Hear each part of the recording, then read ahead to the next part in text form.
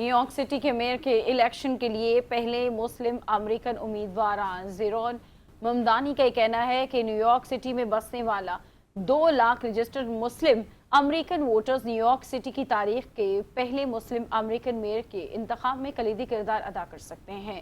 اس بارے میں دیکھتے ہیں بیورو چیف محسن ظہیر کی رپورٹ۔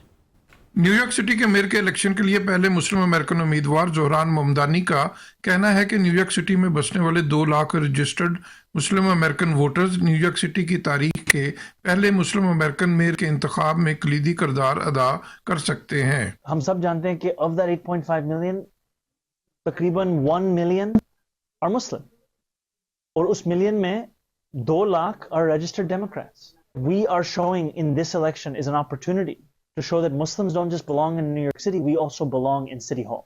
33 سالہ زوران ممدانی مسلسل 3 ٹرم سے نیو یارک اسٹیٹ اسمبلی کے ممبر منتخب ہو رہے ہیں اور رواں سال کے دوران وہ نیو یارک سٹی کے میئر کی بڑی دوڑ کے بڑے میدان میں اترے ہیں۔ زوران ممدانی اپنی انتخابی مہم کے لیے $8 ملین جو کہ زیادہ سے زیادہ فنڈز اکٹھا کرنے کی حد ہے کا ہدف حاصل کر کے ایک تاریخ رقم کر چکے ہیں۔ We will do that by not only making it cheaper to live here, to raise a family here, but also to start a business here.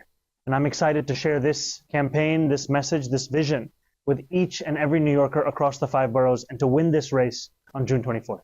New York city کے جون میں ڈیموکریٹ اور ریپبلکن پارٹی کے الگ الگ primary elections کے بعد general election نومبر میں ہوں گے، جس میں آئندہ 4 سال کے لیے میئر کا انتخاب کیا جائے گا۔